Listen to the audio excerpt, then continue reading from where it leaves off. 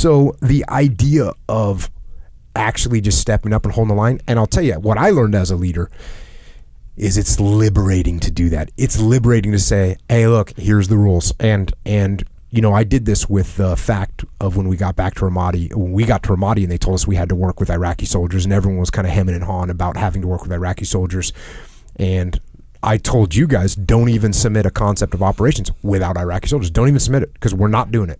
And you guys were like, okay. Got it. Yeah.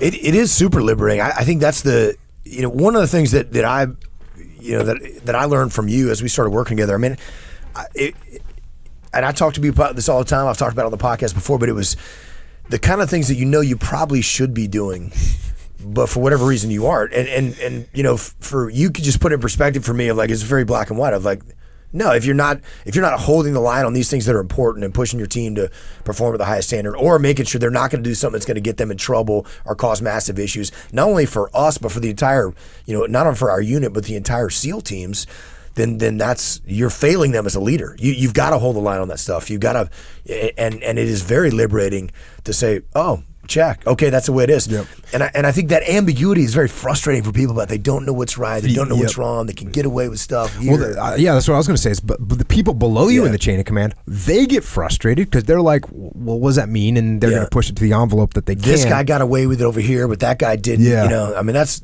are the kind of things where there's got to be a standard. You got to hold that standard, and it's. The team is so much better off when you do that, and certainly Bruiser absolutely was. And this is one of those things where then people think, well, Jocko always holds the line, and there'll be no slack whatsoever, right? No fucking slack, right? That's how we roll. And it's like, actually, there is slack, and there's times where you give slack. And I mean, I always talk about, and we always talk about how I was super strict about uniforms, right? Like, hey, we're going to wear uniforms, no patches, all this stuff, right? We talk about that stuff all the time. But when someone was when we were in our camp, I didn't care what you wore. If you weren't going to be interacting with the Army or the Marine Corps, I didn't care what you wore at all. I mean, I barely put on a shirt when we were on bit, right? I mean, I'd be sitting in the Tactical Operations Center. I mean, flip-flops. Flip-flops and green shorts, and that's it. And brown t-shirt. Yeah, and a brown t-shirt. And sometimes. Yeah, sometimes. And so I'm not holding the line. I'm not getting crazy because guess what? That's not important. If I would have been running around policing up people's uniforms inside of our camp, which was just us, man, I would have wasted a bunch of leadership capital and frustrated everyone.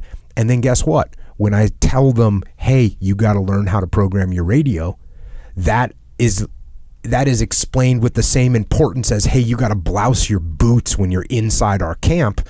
That's the wrong message to send. So that's why I wrote this book, because this is about balance. You've got to be able to balance when to hold the line, what's important, what's worth holding the line for, and what things do you go, okay, you know what, Leif, you guys want to do it that way? That's cool. Go do it. And that's what you need to learn. That balance is hard. It's hard to do.